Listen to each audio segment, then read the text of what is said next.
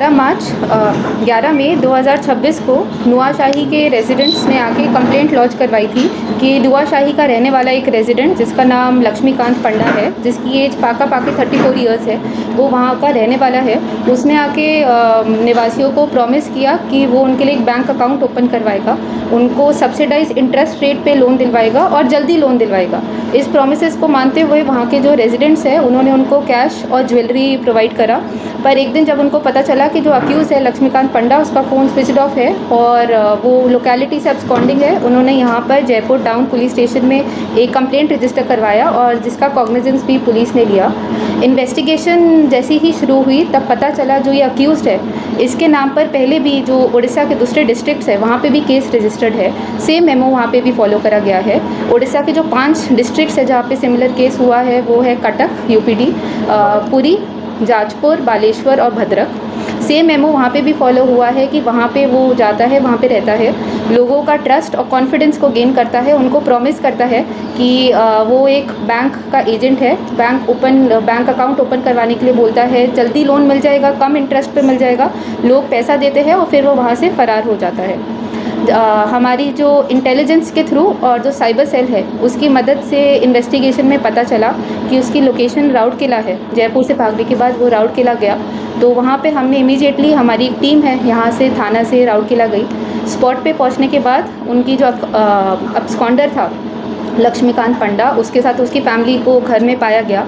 घर में उसके साथ साथ हमें प्रॉपर्टीज़ भी पाई गई। सबसे पहले 3.92 लाख का कैश मिला गया, गोल्ड और सिल्वर ज्वेलरी मिली गई जिसकी वैल्यूएशन पाकी 13 लाख है। उसके साथ वाइट गुड्स हो गए जो घर के हाउस होल्ड अप्लायंस हो गए, जैसे फ्रिज, एसी, एक हीरो का ग्लैमर मोटरसाइकिल, इन्वर्टर, ये भी पाया गया, जो जिनके बिल भी मिले, जिससे पाया जाता है कि वो प्रोसीड ऑफ क्राइम से उसने बाई करा था। टोटल जो सीज़ हुआ है प्रॉपर्टी, वो उसका वैल्यूएशन पाकी 20 लाख के अराउंड हुआ है। प्रॉपर्टी के साथ साथ उसके घर पर 9 मोबाइल सेट्स भी मिले गए हैं। मोबाइल सेट में 17 IMEI नंबर्स है और 7 सिम कार्ड्स है।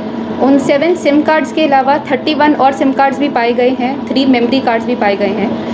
उसके घर पर और हमें डॉक्यूमेंट्स भी मिले, जैसे IDFC बैंक का एप्लीकेशन फॉर्म हो गया, फिनो बैंक का एप्लीकेशन फॉर्म हो गया, जिसके अंदर कस्टमर की डिटेल्स भी है।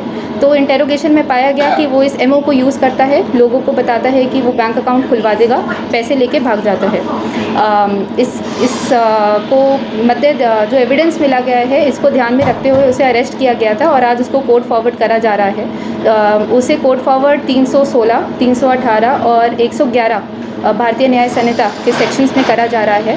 111 जो है वो ऑर्गेनाइज क्राइम के लिए सेक्शन है जो BNS में आया गया है, क्योंकि सीरियसनेस ऑफ ऑफेंस को देखते हुए और जो हैबिचुअल नेचर ऑफ ऑफेंस है उसको देखते हुए ये लगाया गया है सेक्शन। इस केस के इन्वेस्टिगेटिंग ऑफिसर है सब इंस्पेक्टर दीपक पंडा, उनके साथ सब इंस्पेक्टर गोविंद हंसदा और जो हमारे साइबर सेल के स्टाफ मेंबर्स है 2, महाज्योति और शिवा। उन चारों की मदद से इन्होंने day in and day out काम करा है ताकि हम अब्सकॉन्डर को जल्दी से जल्दी पकड़ पाएँ।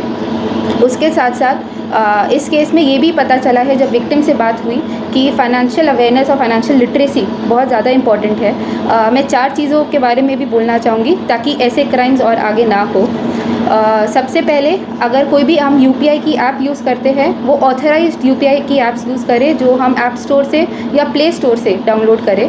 कोई भी ऐप्स UPI की ऐप जो हम APK फाइल या कोई लिंक से डाउनलोड करते हैं वो सेफ़ नहीं होता है। दूसरी बात, OTP है जो 1 टाइम पासवर्ड, वो किसी के साथ भी शेयर नहीं करना है क्योंकि उसका नाम ही 1 टाइम पासवर्ड है।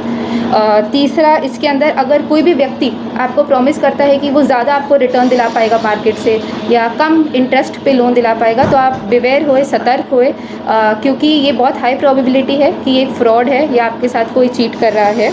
और उसके साथ साथ हमेशा जो आप पेमेंट करते हैं आप ट्राई करें आप डिजिटल पेमेंट मेथड के थ्रू करें, क्योंकि डिजिटली अगर आप पे करेंगे तो उसके अंदर एक एविडेंस रहेगा, एक ट्रेल रहेगा और उसे प्रूफ करना फिर रिलेटिवली ईजी हो जाता है।